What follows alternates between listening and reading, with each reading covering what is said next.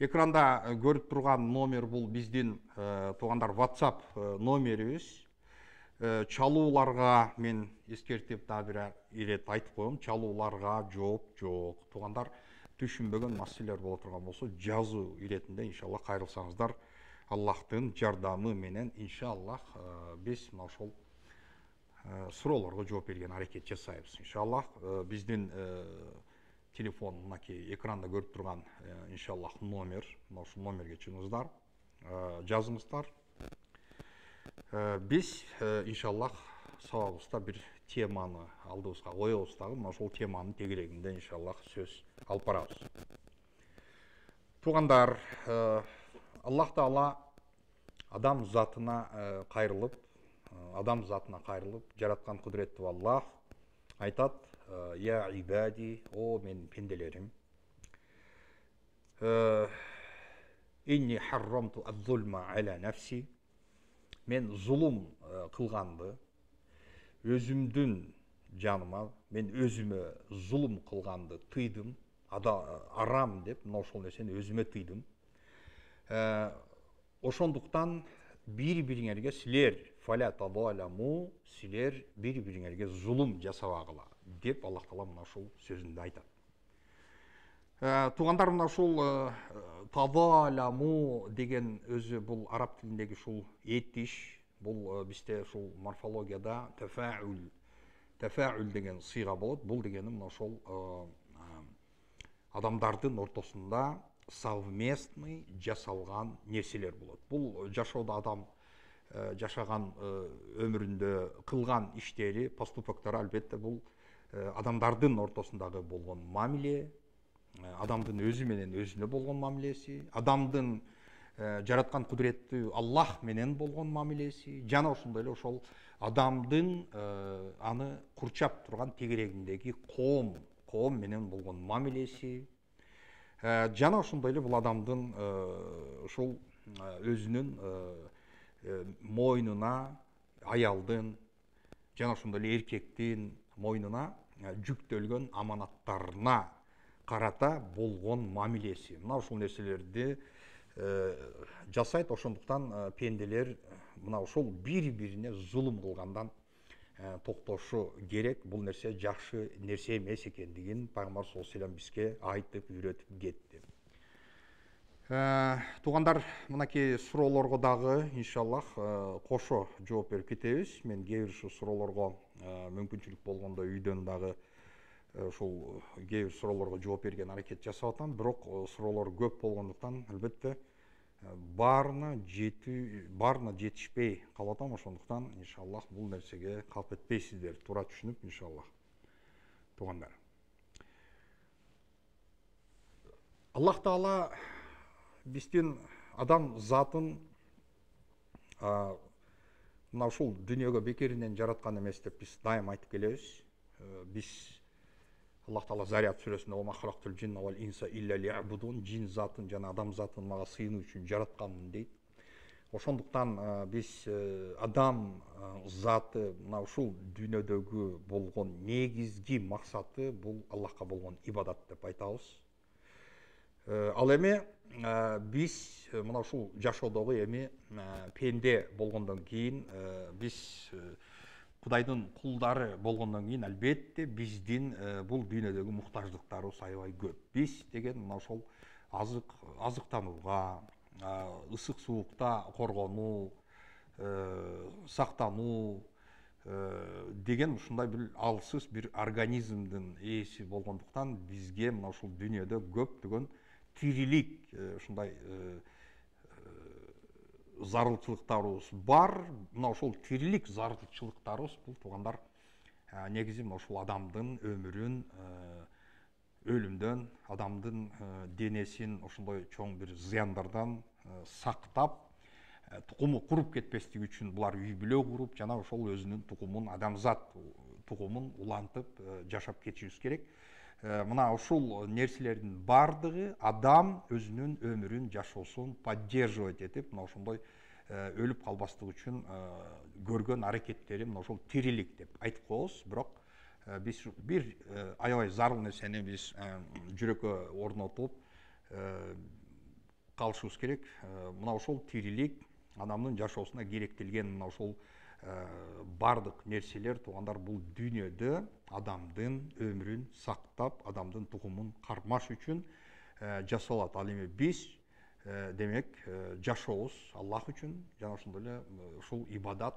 Аллах Таала Табарак сүрөсүндө айткандай: "Халакал маута вал хаята лияблюакум айюкум ахсану амала". Силердин мына ушул араңардан адам заты кандай калыс жана жакшы иштерди кылар экенсиңер деп өлүм жана жашоону Аллах сыноо иретинде жаратты дейт. Ошондуктан туугандар, мына ушул адам тегерегиндеги ушул маклуктар менен мына ушул жер жүзүндө өзүнүн сыноо жашоосун кечирип келет.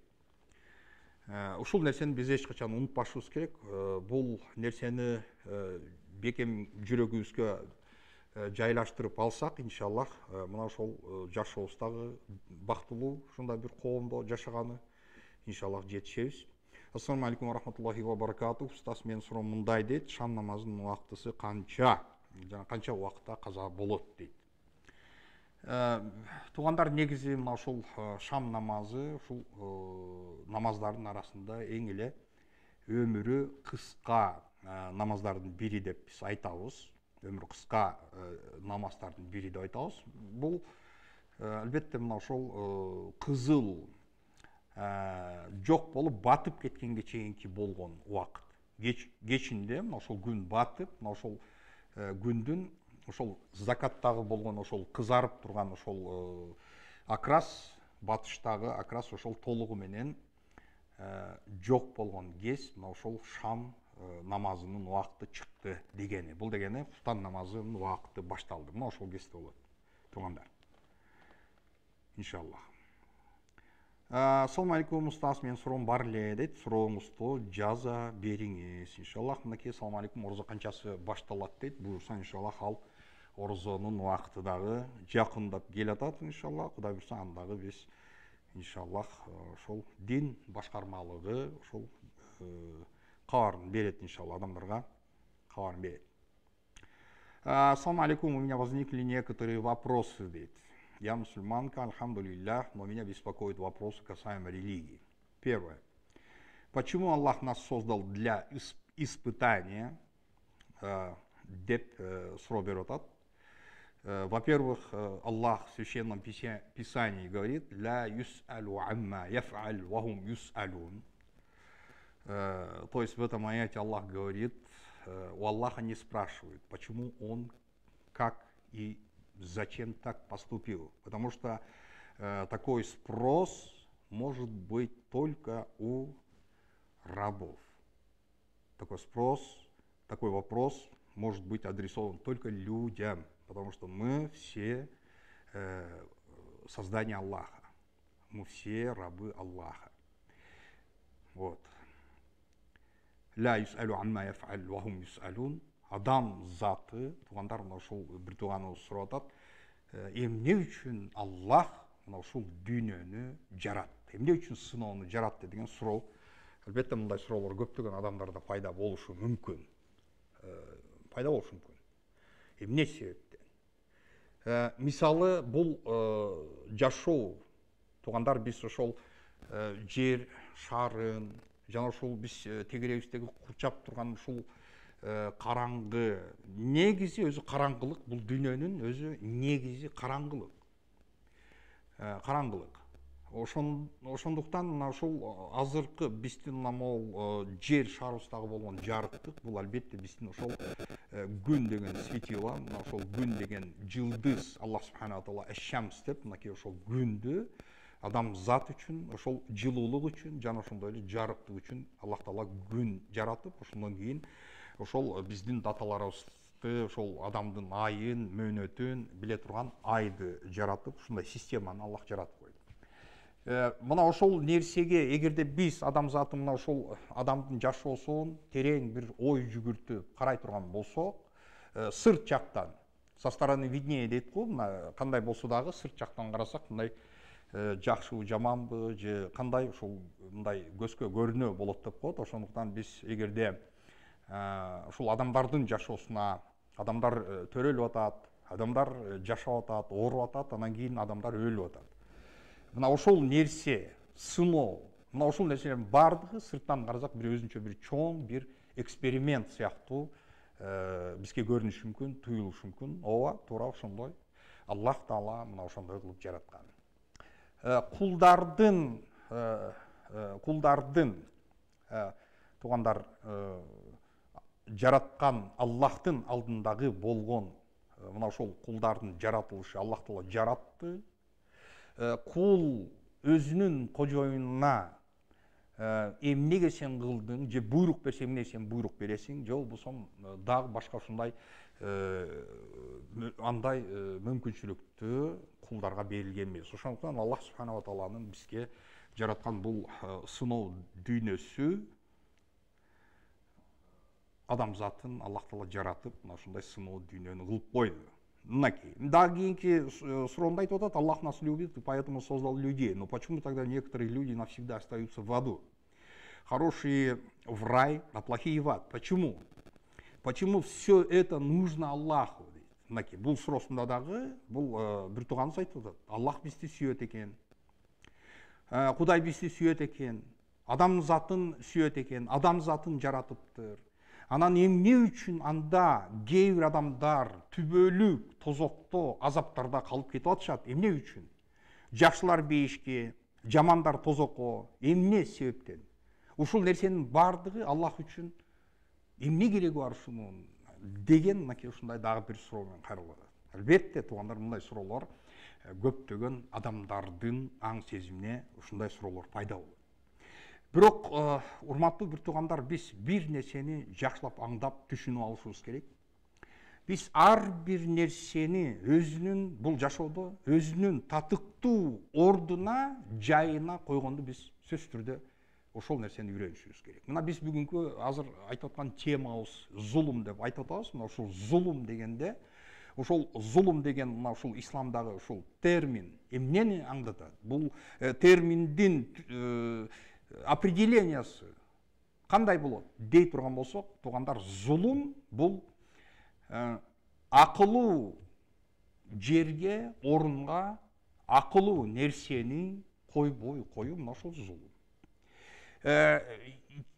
Чызылган, эгерде бир белгиленген чектен ашып кетүү, дайындалган бир нормадан ашып кетүү зулум. Мына ушул нерселердин бардыгы зулум категориясына кирет. Ошондуктан туугандар, мына ушул биз мына ушул суроолорго адамдар мына ушул суроону албетте адамдардын жүрөктөрүнө көптөгөн ушундай баягы оору, илдет адамдардын жүрөктөрүнө кирип баштайт. Мына ошол жүрөктү Кур'ан Керимде Аллах Субханаху ва Таала Кур'анда Бакара сүрөсүндө айтып, фи кулубихим марадун фазадахумуллаху марада. Бул оору, бул илдет, бул жүрөктүн илдети болуп эсептелет.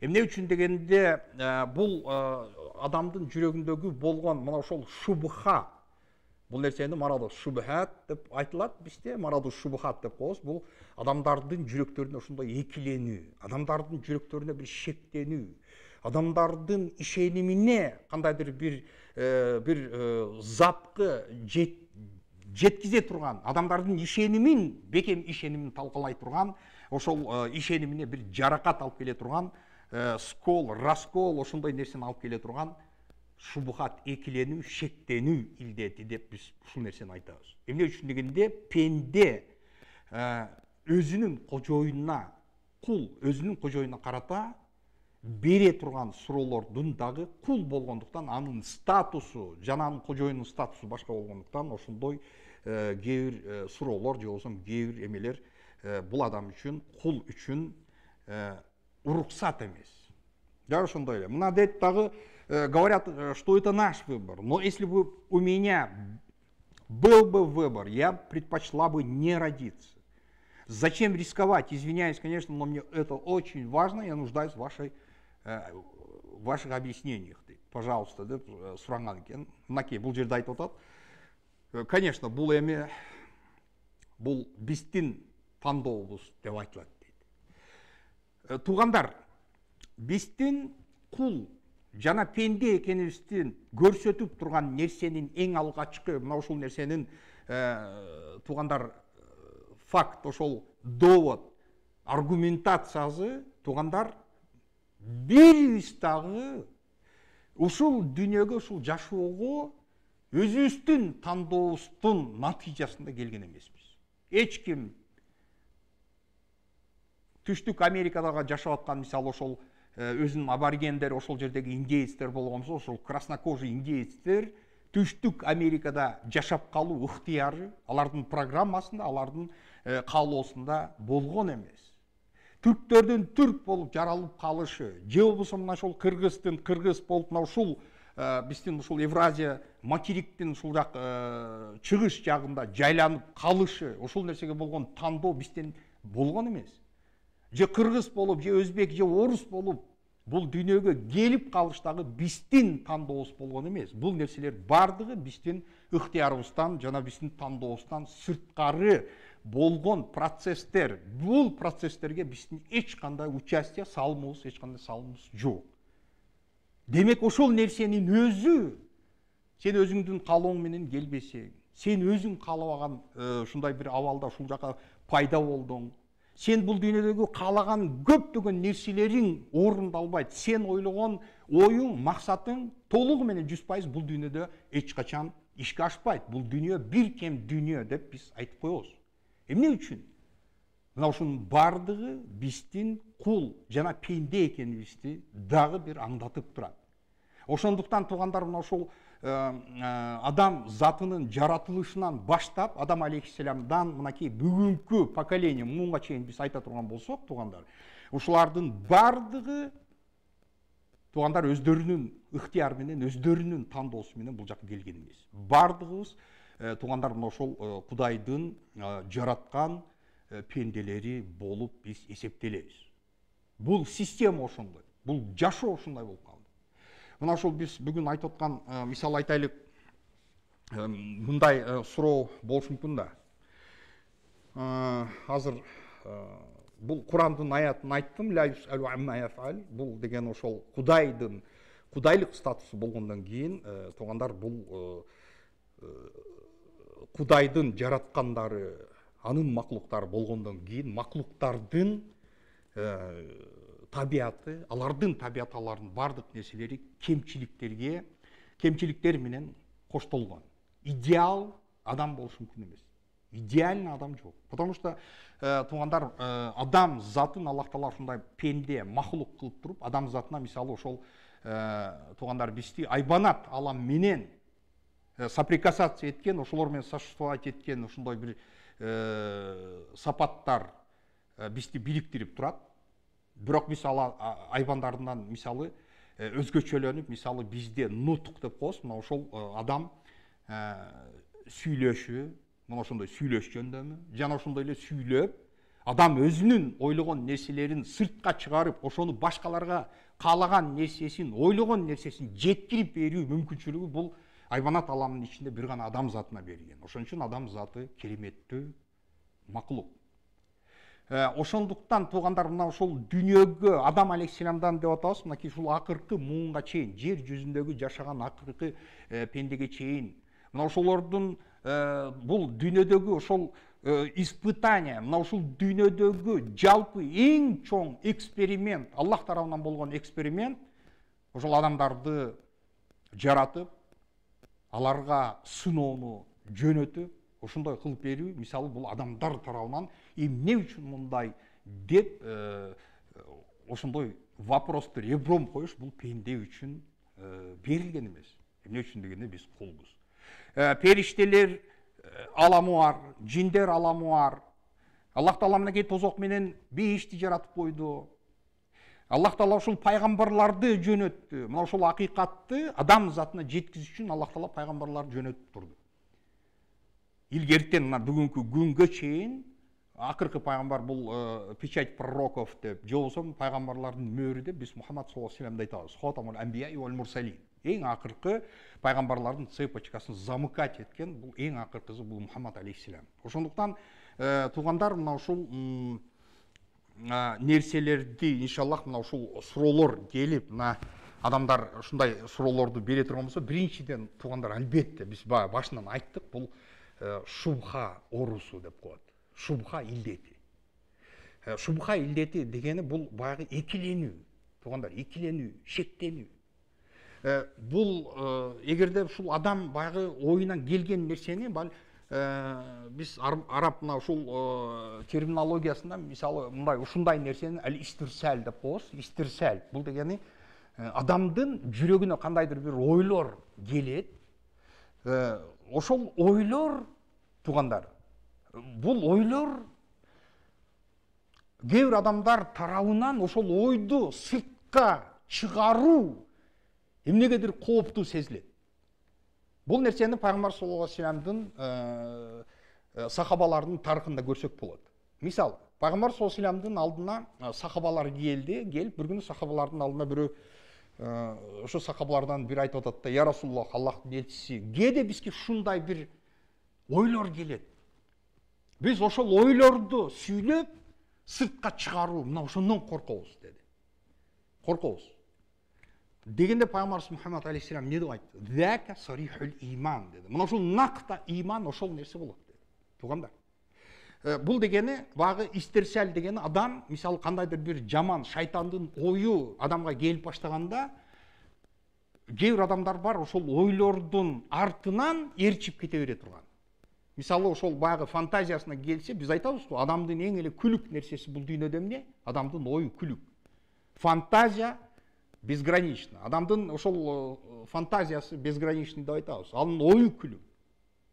Бир заматта дүйнө жүзүнө эмес, биз жер асмандарды, бардык планеталарга мисалы кыял менен, оюбуз менен барып келип калабыз. Бирок адамга берилген мына ошол воля, эрк деген күч бар. Мына ошол нерсени мусулман адамдар шайтандын жүрөккө салган мына ошондой экиленүү, шектенүү оорусун жок кылып өзүнөн куубастан ошол ойлорду артынан баягы улап отуруп ошентип кетпешибиз керек, туугандар. Бул мына ошол шубхат оорусу. Ошондуктан урматтуу бир туугандар, биз ар бир иман келтирген адамдар, пенделер ишенимге, анын постулаттары болот. Ар бир мусулман адам мисалы ал адамдын көтөрүп жүргөн ишеними болот. Ал нерсени биз акыйда деп коебуз. Мисалы ошол илгерки залкар улуу инсандардын бири Суфи Аллаяр деген мына ушундай улуу бир инсандын айткан бир изречение сөзү бар да. Ошол айтат: "Акыйда белмеген шайтанга елдир. Агар 1000 жыл ибадат кылса, елдир" дейт. Бул дегени мына ошол адамдын негизги мусулман адамдын ишеними болот. Мына ошол ишенимди эгерде бул билбей турган болсо, мусулман ишенимди билбей турган болсо, ал шайтанга эл болот дейт. Шайтанга эл болот дейт. Эл деген сөз бул туугандар, бул ахл деп араб тилинде ахл дейт. Мисалы ахлу жаханнам, ахлул жанна. Мисалы жаханнам эли, тозок эли, жана бейиш эли дегенде, мына ошол мисалы бүгүн биз кыргыз эли деп, мисалы биз кыргыз эли дегенде кээ бир адамдар түшүнбөстөн ошол баягы башка улуттарды, эмне үчүн мисалы өзбек, тажик, түрк, дунган, корей, орус улуттар толтура, эмне үчүн биз кыргыз эли дегени, бул кыргыз эли дегенде кыргыз элинин астына мына ошол Кыргызстандагы такай жашаган бардык жарандар кыргыз эли болуп эсептелет. Ошондуктан туугандар, мына ошол эгерде адамда мусулманчылык, ошол ишеними, бекем ишеним болбой турган болсо, ал шайтан эли дейт. Шайтанга эл болот дейт. Дегени ал ишеними жок адам дайыма шайтандын колундагы, жаш баланын колунда бир топту карматып койгон сыяктуу эле нерсе болот. Эмне үчүн дегенде, бизде фундаментальный биз ишенген, биз ошондой деп ойлогон, мисалы ошондой бир сезим болуш керек. Мына ошол ишеним. Мисалы көптөгөн азыр адамдар айтышы мүмкүн, бул дүйнөдө мына ошол бүт небосводдо разумный маклук, аң сезими бар, акылы бар, мисалы ошондой маклук, тирүү заттар, адам заты, жана ошондой эле периштелер, жана ошондой эле жин заты дегенди биз билебиз. Кур'ан Каримде бизге келген. Біз, мысалы, ушул мұсылман адамдар, мысалы, тегерегістегі, мысалы, көпчүлүк адамдар инопланетные существа деп изденип жүргөндөр, мына ошол нерселерди, мысалы, ошолор карата болгондагы пикирибиз, албетте, биз айтабыз, жок, биз бул бүгүнкү мына ушул жашоодо адам заты, жин заты, периштелер заты, мына ушуларды билебиз, башка маклуктарды биз билбейбиз. Мисалы, ошол НАСА же болбосо башка дагы ошол баягы астрономия, мына ошол асманды изилдеген, мисалы, ошондой борборлор боло турган болсо, булар ошол изилдеп жаткан нерселерди Аллах Таала, мынакей туугандар, Куран Керимде жараткан Аллах Таала айтып атат, мындай дейт, бир аят бар. Инна фи халқис самавати вал арди ва ихтилафил лейли ван нахари ла аятин ли улил албаб дейт. Аллах айтып атат, жер жана асмандардын жаратылышында, то есть ошол бизди курчап турган, ошол биз жашап аткан системанын ичинде, ошол системанын ичинде жашап атабыз. Ошолордун жаратылышында жана ошондой эле вактиляфил лейли ван нахар, түн менен күндүн алмашуусунда акыл ээлерине көптөгөн аяттар бар дейт. Ал кандай аяттар десе, жаратуучу кудуреттүү Аллахтын чексиз кудуретке, жана чексиз билимге, чексиз чеберчиликке, чексиз данышмандыгында ушундай улуу зат экендигине болгон аяттар бар, туугандар. Мисалы, биз билебиз, мисалы, айтайлык, ушу дүйнөдөгү адамдар бүгүн айдап колдонуп аткан, мисалы, автопром. Жашоо, адамдын жашоосундагы неотъемлемый нерсе, мына ошол техника болуп калды. Адамдардын автопром. Айтабыз, мисалы, могу машинанын баасы мынча экен десе, бардыгы билет.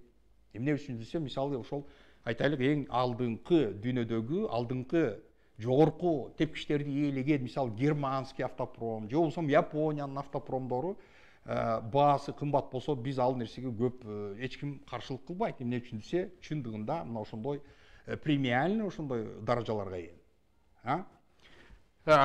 Ошол сыяктуу эле мына ошол жасаган нерселер производительдин ушундай кандай күчтүү экендигин көрсөтүп турган болсо, туугандар, жер жана асмандарды жараткан, мына ошол горизонтту жараткан кудуреттүү Аллах Тааланын кудурети канчалык деңгээлде чексиз экендигин биз билишибиз керек. Ошон үчүн Аллах Таала ла аятин ли улил албаб, акыл ээлери үчүн бул укмуш аяттар бар дейт. Мынакей. Биз дайым айтып келебиз, туугандар, мына ошол эгерде капыр деп мына ошол ишеним болбогон, ишенимге ээ болбогон инсандарга мына ошол Кудайым эгерде хидаят бербеген болсо, капыр деп мына ошол тегерегинде курчап турган ушундай кандай укмуштуулуктарды канчалык көрбөсүн, көргөн укмуштуулуктардын бардыгын бул ошол нормальный дейт, жана ошол багы бул Кудайдын Кудай жаратып койгон нерселер экендигине ошол нерсеге акылы, анын жүрөгү жетпейт. Эмне үчүн дегенде, туугандар, ишеними бар, иманы бар, инсандын, биз айтмакчы, кругозор, ал адамдын ой жүгүртүү деңгээли, имандуу инсандыкы чексиз деп айтабыз. Ал эми Аллахка ишенбеген, иманы жок болгон инсандардын жашоосу, алардын көз карашы дагы, туугандар, көптөгөн биз көрүп турган горизонтту гана ичине, объемдети ичине киргизип эле калбаса, булардын көз карашы чектелүү деп биз мына ошол нерсени билишибиз керек. Аллах Таала мына ушул нерсени ошондой багы Кур'ан аяттары аркылуу, Кур'ан аяттары аркылуу мына ошол имандуу инсан менен иманы жок болгон капыр инсандын эки образды Аллах Таала Кур'ан Керимде бизге мисал кылып көрсөтүп атат. Аллах айтып атат. Караңылар, туугандар. Афаман ямши мукиббан ала вajhihi ahda amma yamshi sawiyan ala siratin mustaqim. Аллах Таала мына ушул жерде бизге ушундай образный бир мисалды келтирип атат. Караңылар. Афаман ямши мукиббан ала вajhihi. Жүзү, то есть көзү, адамдын көзү жер карап. Мына мисалы басып аткан адам жерди тигилип, жерди карап, басқан адам же болбосом жүзүн көтөрүп алдындағы алыс горизонтту қарап басқан адам экөөнүн кайсы бири туура деп ойлойбуз. Кандай экөөнүн ошол образын көрсөтөт. Бул деген жерди караган адамды мынакей бардыгыбыз билебиз да, туугандар. Жер карап басқан адам кичине ылдамдык менен жүрө турган болсо, алдындагы чукурду, алдындагы арыкпы, алдында жарбы, ошол нерсе бул адамды өлүмгө алып келиши мүмкүн. Бул ошол нерсени көрбөй калган. Бул адамдын ошол жерди карап, көзүн байлап алып баскан адамдын албетте бул кооптуулугу аябай зона рискасы укмуш улуу болуп атат. Өлүп калыш, денесине залакат жетип калыш, инвалид болуп калыш перспективасы. Ал эми бетин көтөрүп, жүзүн көтөрүп, алыстан бери мындай карап, анан кийин бул адам жүргөн адам, ал чуркайбы, аябай катуу ылдамдыкта жүгүрөбү, мисалы, алдын көрүп тургандыгы үчүн албетте бул адамдын абалы, анын перспективасы тиги жерге тигилип жүргөн адамдын перспективасына караганда ийгиликтүү. Дал ошол нерсени Аллах субханала имандуу, ишеними бар мусулман адам менен капыр адамдын мисалын Аллах Таала мына ушундай образ менен бизге көрсөтүп атат. Эмне үчүн дегенде, мына ушул туугандар баягы человек, мына айтабызбы биз, баягы айтып койгон бир сөз бар, мужчинанын ал бул дүйнөдөгү милдеттечи, мужчина он должен построить дом, воспитать сына, анан кийин посадить дерево. Ушул миссия, бул эркектин башындагы милдети, миссиясы ушул деп айтып атат да. Баягычы адам деген баланы тарбиялап, чоңойтуп коюш керек, жана ошондой эле үй салып коюш керек, андан кийин бир дарак отургузуп коюш керек деген бул көз караш. Албетте имандуу адамдын көз карашынын алдында албетте бул эч нерсе эмес. Ошондуктан туугандар, мына ушул азыркы ушул мен ушул карындашыбыздын узаткан мына ушул суроосу баягы ой келтиргенде, туугандар, мына ушул мен айтпадымбы, алистирсал деп коебуз.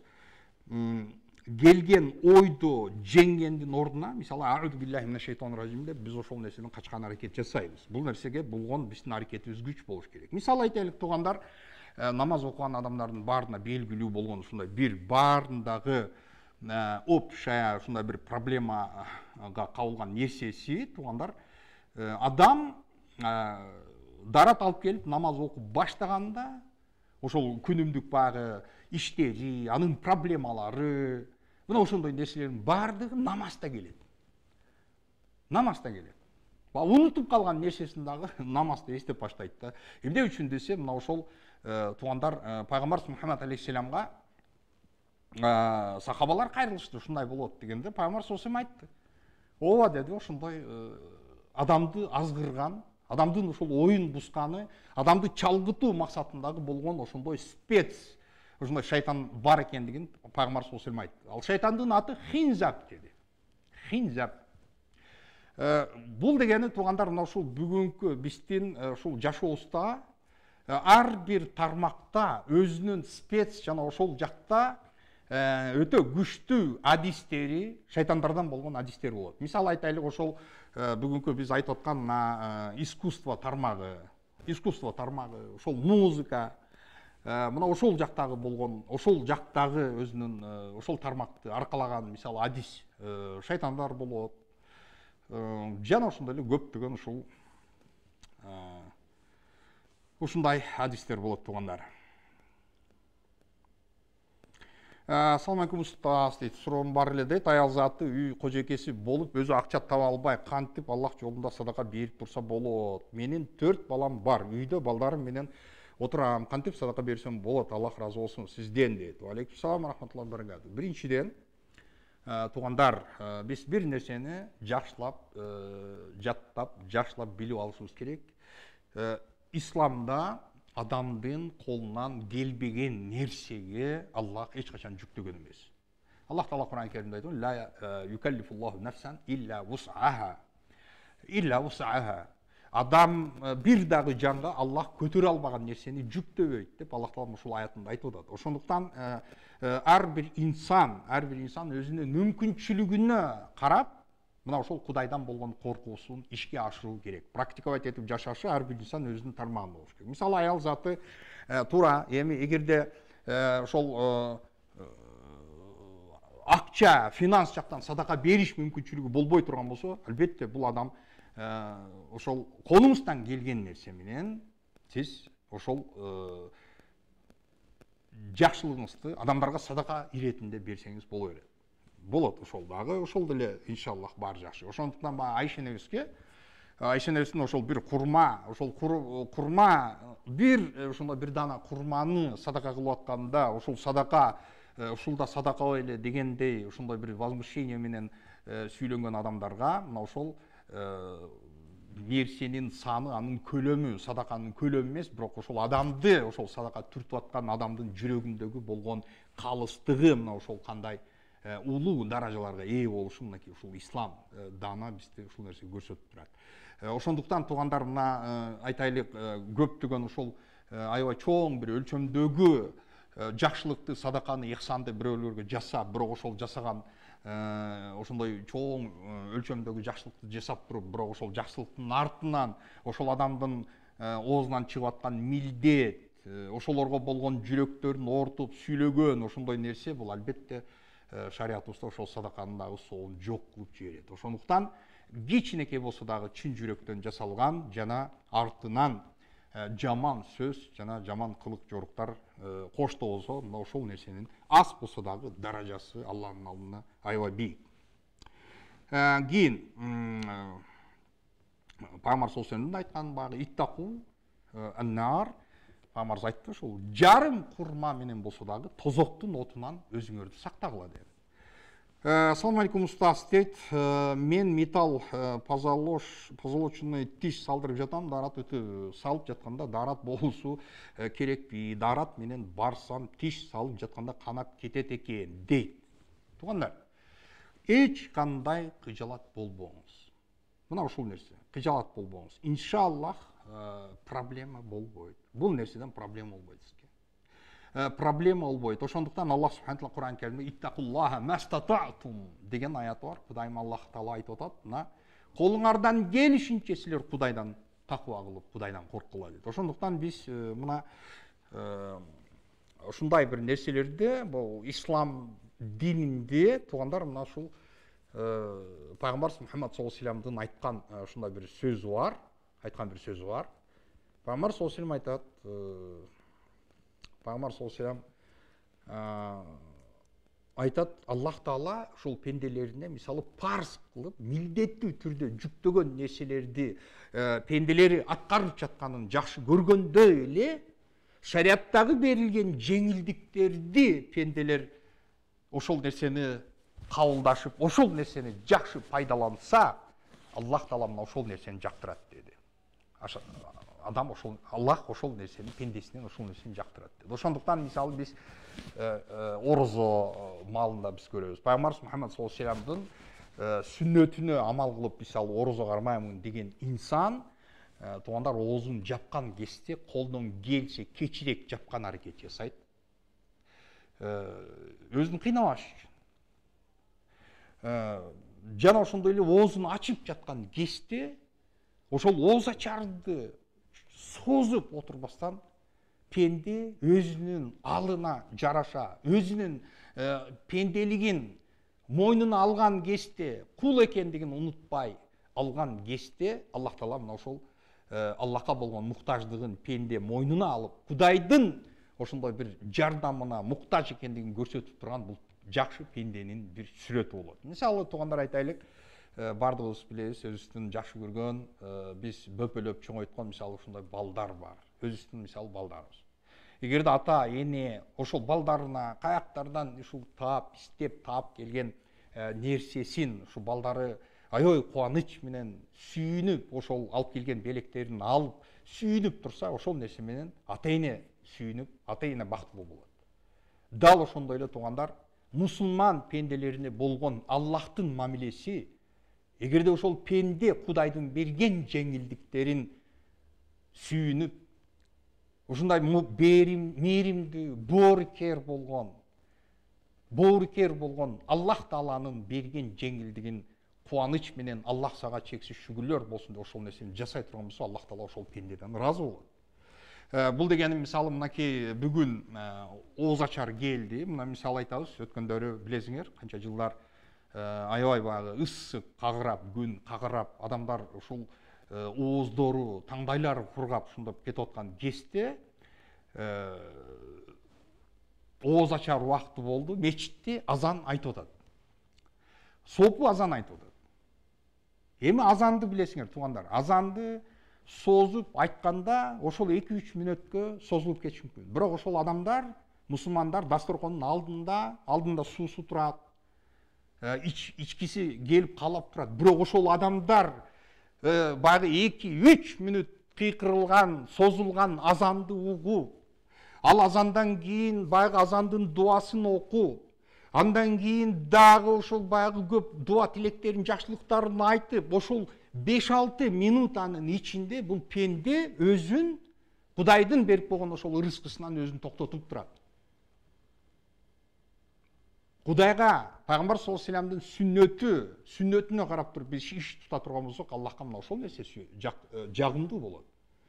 Пайгамбар саллаллаху алейхи вассалам айткандай, пенде орузо кармап, өзүнүн алсыз пенде экендигин мойнуна алып, ооз ачар убакыт болгондо ошолго чейин даярданып туруп, анан кийин Кудайдан дуа кылып, Аллах күнөөлөрүн кечиргин, Аллах сага шүгүрлөр болсун деп, ошол замат баягы алдында турган сууну сүйүнүп, жутуп ичкен, мына ошол Кудайга жаккан нерсе, туугандар.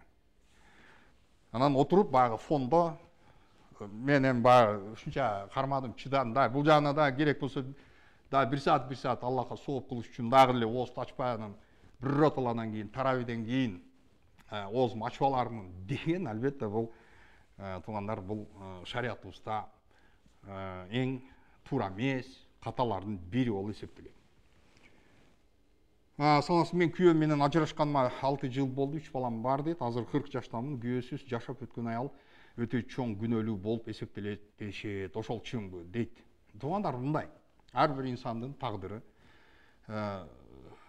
Аллах субхана ва таала берген тагдыры, ар бир пенденин өзүнүн ушундай жашоосу, анын тагдыры ушундай. Ошондуктан эми мисалы баягы туура эмес сөздөр бар.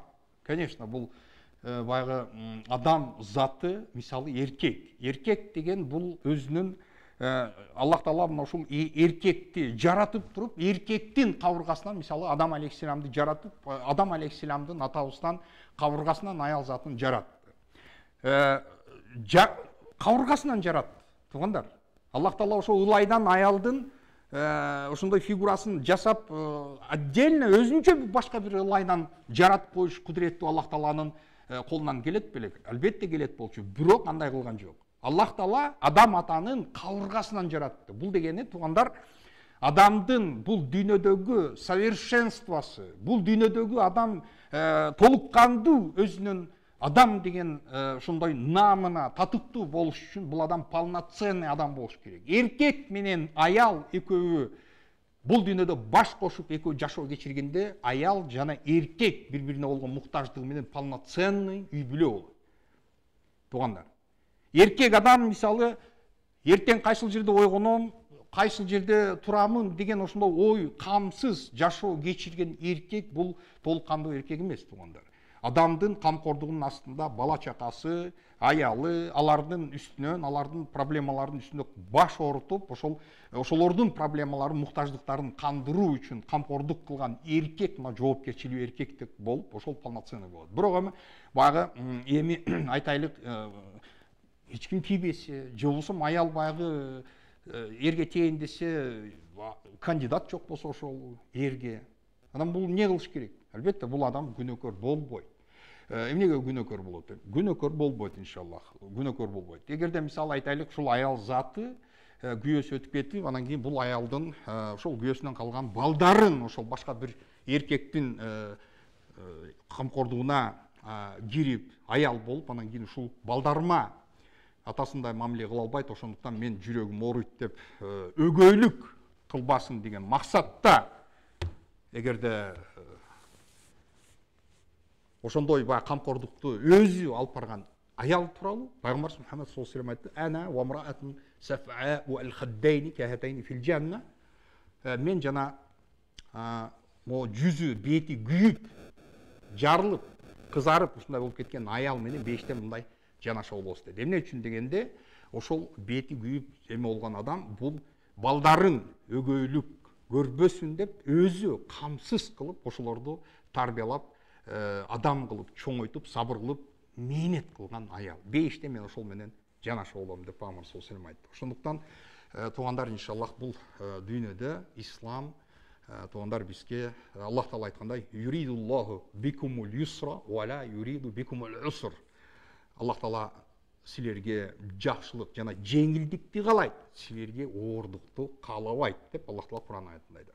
Урматтуу бир туугандар, мен сиздер менен коштошомун. Убактыбыз соңуна чыгып калды. Иншаллах келерки жума күнү экранда көрүшкөнчө саламатта калыңыздар. Суроолорго жооп берүүгө аракет кылам. Аллах Таала биздин коомубузду, элибизди, журтубузду кырсык апаттардан, кан төгүлүүдөн, душмандыктан Кудайым өзү сактасын. Аллаху таала а'лам. Ва саллаллаху ва саллам аля хайр халки Мухаммад ва аля алихи ва сахбихи ажмаин. Ассаламу алейкум ва рахматуллахи ва баракатух.